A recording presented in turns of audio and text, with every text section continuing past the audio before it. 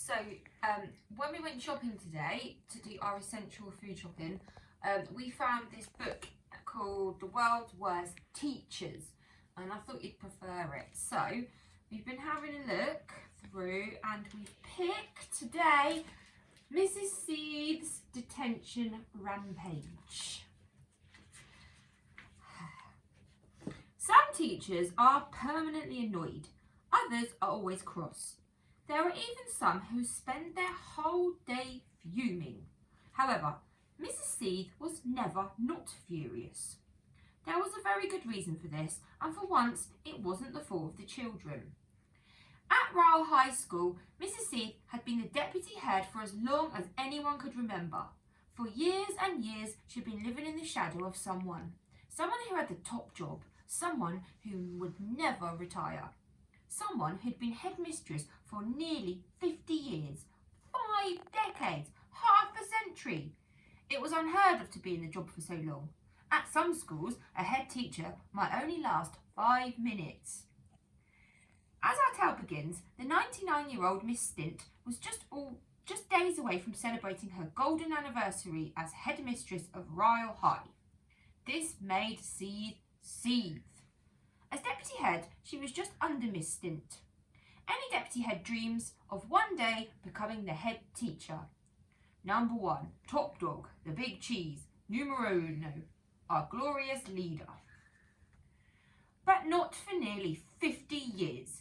That's how long Mrs. Seeth had been waiting to seize the crown.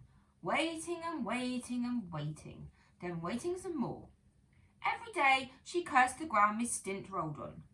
One day she would encounter herself as she looked around the school. One day this will all be mine, mine, mine, mine.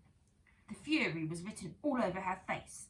Over time, her eyes had narrowed to become 2 inky black dots. Her mouth had curled into a permanent grimace.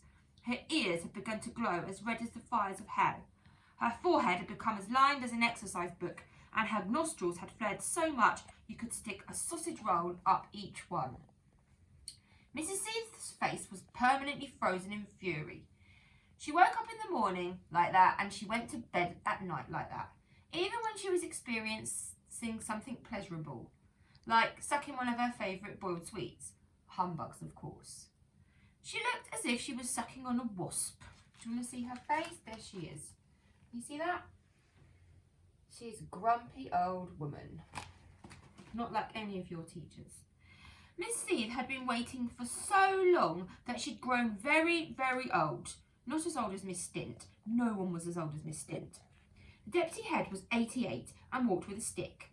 The advantage of this was that it doubled up as a weapon. It was perfect for prodding and poking children. Prod. Ouch! Poke. Ah! Poke. Ugh! When she was particularly enraged, she would swing the stick over her head like a propeller. Most days, Mrs. Seeth stalked the corridors of Ryle High looking for anyone on whom she could vent her fury. Her favourite thing in the world was to give out detentions. Absolutely anything you did could get you in trouble with her. Mrs. Seeth was known to dish out detentions for the most silliest of reasons. Sneezing in class. That sneeze was so loud it could have made me deaf, child. Detention, she would yell as she whacked her stick down on the cowering child's desk. Whack. Having a spot on the end of your nose. That spot is an eyesore. You've ruined the appearance of the entire school. Detention, she'd spit, prodding the child's nose with her stick. Ouch. Humming while sitting on the toilet. Do-do-do-do-do-do-do. Seeth would strike the cubicle door with her stick. Whack. Before shouting, "You shall we in peace! Detention!" Having your birthday on a school day. Happy birthday, child. Oh, thank you so much, Miss Seeth. Not at all, and I've got a present for you. Wow, thank you. My present for you is a detention. I should have known. Double detention. Wearing a squeaky trainer on sports day. Squeak, squeak, squeak. That one squeaky shoe is confiscated. But miss, then I'll have to run the race wearing only one shoe. Perfect. You can limp all the way to your detention. Having an egg sandwich in your lunchbox. You have stunk out the entire school, the entire town, the entire country, the entire continent, the entire planet, the entire sure they can smell my egg sandwich on Mars, miss. Detention! Walking too fast in the corridor. Slow down, you reckless blunderer, she would say as she blocked their path with her stick, slamming it down in front of them. Whoosh! Thunk. But miss, please, I'm late for my exam. You will miss that as you will be in detention. Walking too slowly in the corridor. Speed up, you slovenly child. And she'd poke them in the back with her stick. Poke. Ouch! But miss, I've broken my leg. A pathetic excuse. Detention. Carrying an offensive banana. That banana child could easily have an eye out. Detention. Even having what Mrs. Seath considered to be a stupid name. Yes, Mark does count as a stupid name. I've never heard of one stupider. But miss, I can't help it. That's the name my mum and dad gave me. Double detention. Miss! Triple detention. I won't say another thing. Quadruple detention. That's not fair. Quintuple detention. I think it's quintuple, miss. Quintuple detention. And for correcting me, you now have a sextuple detention. Offenders would all have to stay after school in Miss Seed's classroom for an hour or 2 or 3 or sometimes even until dawn. It depended on whether you got her on a bad day or a very, very, very bad day. As a punishment, Seed would set lines, which the wrongdoers would have to write out hundreds or thousands of times. I'm sorry for blinking, it will never happen again. I must blow my nose more quietly in future. I'm very sorry I have one ear slightly bigger than the other.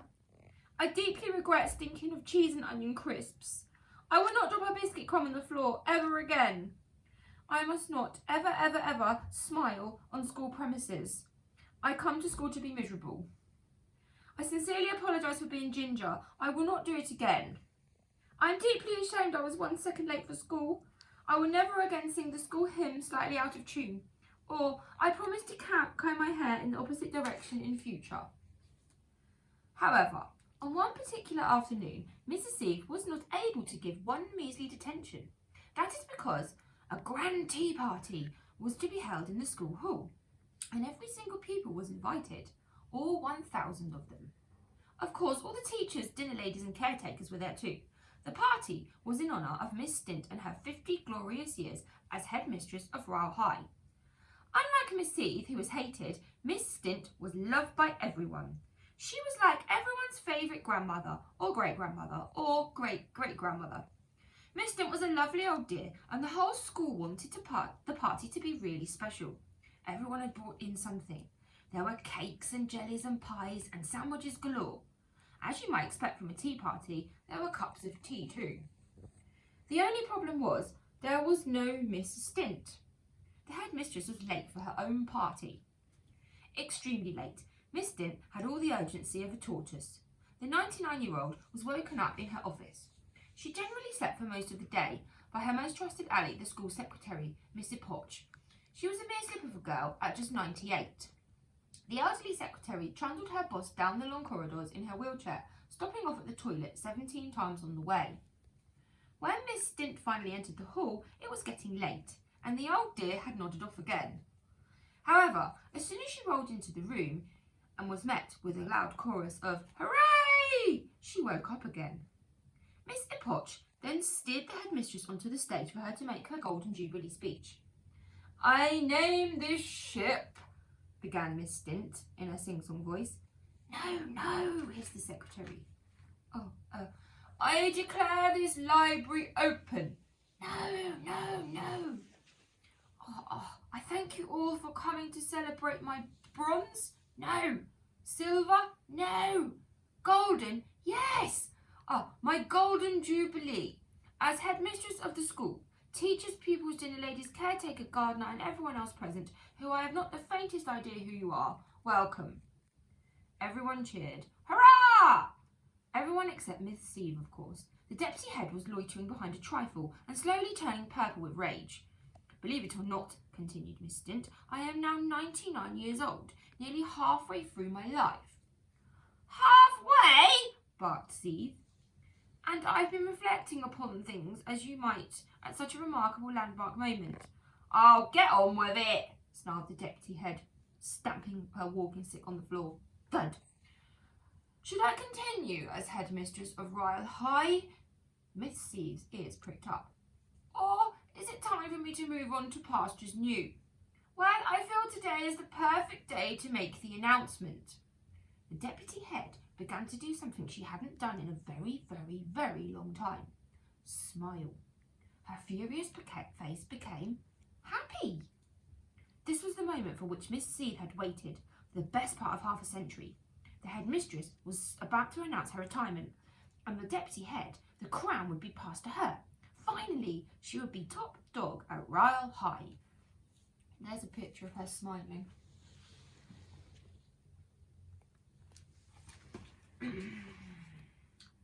But before Miss Stint could make the announcement, the old dear nodded off mid-sentence. Her secretary, or rather nurse, Mrs. Podge, stepped in. She woke Miss Stint up, as she always did, by gently slapping her boss around the face. Slap, slap, slap. Miss Stint woke up with a start. Oh, thank you so much, Mrs. Podge. I don't know what I'd do without you. My great pleasure, headmistress, replied the secretary. Now, where was I? The announcement, bellowed Miss Seed. Oh, yes, thank you, Miss Seed, my trusted deputy and closest friend. Seed nodded her head, but said nothing. All she'd ever felt towards Miss Stint was a deep, dark resentment. Today is the perfect day for me to make the announcement that, dum, dum, dum, I have decided to stay on as headmistress of Ryle High for another 50 years. Hooray! Everyone cheered. Miss Stint was much loved, but there was a hint of uncertainty in the cheer. 50 years? Was she really going to live until she was 149 and still be working? Miss Seed looked as if she were about to explode. No! She screamed. Did you have anything to add, Miss Seed? Required Miss Stint. Detention! The whole school laughed. Ha! Ha! Ho, ho, ho, chortled Miss Stint. I am the headmistress, Miss Seed. You can't put me in detention. Insolence! Shouted the deputy head. She was having none of it. Double detention! Triple detention! The school secretary spoke up for her boss. Miss Seed, please, have you lost your marbles? Yes, I have, many years ago, shouted Miss Seed, waving her walking stick over her head, faster and faster. That wasn't the answer Mrs. Potch was expecting, but she pressed on anyway. Even so, this is Miss Stint's big day. 50 glorious years. How dare you ruin it? Miss Seed was a lady for not turning. She boomed again. Detention! I beg your pardon, replied the secretary. She couldn't believe her eyes. Now she was receiving a detention too. Double detention, bellowed Miss Seed. But triple detention. But quadruple detention. But quintuple detention. But sextuple detention. But septuple detention. How many is that? 7! Octuple. Is that right? Detention. Yes. Nonuple detention. 9. I bet you don't even know what 10 is. Desuple detention. Exclaimed the secretary. Miss Seed, you have gone crazy as a coconut. You can't just give a detention to everyone. Oh, yes, I can, said the deputy head. Oh, no, you can't, climbed the rest of the school. Oh, yes, I can. Oh, no, you can't. The pantomime routine went on for a few hours before Seed snapped. Everyone in this room, you are all in detention. This was a detention rampage. Everyone in the school hall, and it was well over 1,000 people, began complaining loudly, not least of all the other teachers. No, no way, never, no, nonsense. That was Mr. Potch. Merry Christmas, everybody, announced Miss Stint over the din. It's January, headmistress, corrected the secretary. Is it really? Yes. Well, it's nice to get in early. Before anyone could utter another word, Miss Seed shouted, Silence! Louder than a teacher had ever shouted silence before. Now she had everyone's attention. Seed started spinning her walking stick above her head, faster and faster and faster. And everyone shooed everyone out of the hall. Shoo, shoo, shoo!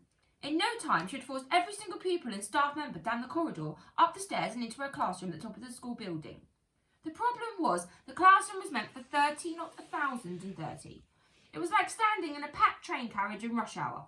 Armpits were in faces, knees were knocking against each other, and toes were treading on toes. All the children found this to be most amusing. "No one let go or we're all doomed," shouted someone. "Right, you can all stay behind to the end of time," shouted Steve from the doorway. "You sad little woman," said Mr. Potch, squeaking up for the entire school. This is all because you didn't get the top job. Boo-hoo-hoo. Now you will never be headmistress and never get your moment of glory." "Yeah," shouted everybody. Miss Steve's narrow eyes narrowed even further. Her nose wrinkled and her lips quivered.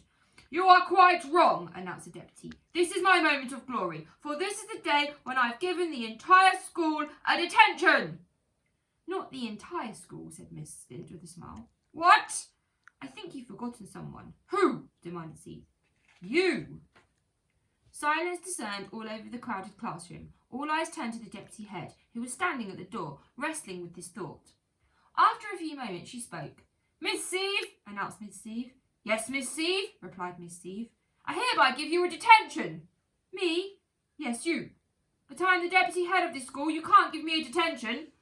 "Oh, yes, I can, for I'm the deputy head of this school. Now get in there. Shoo." With that, Miss Steve held up her stick and prodded and poked herself into the classroom. Now there was even less room in there than before, and people started moaning. "Can't you wait till the next train? Stop picking my nose." "I'm terribly sorry. I thought it was mine." Miss Steve closed the classroom door behind her. "Right, now everyone settle down," she called out. "You try to settle down in here," called back Miss Stint. "There are 30 bottoms for every chair. Ha ha. Some of these bottoms are too big for just the one. Ha ha ha ha."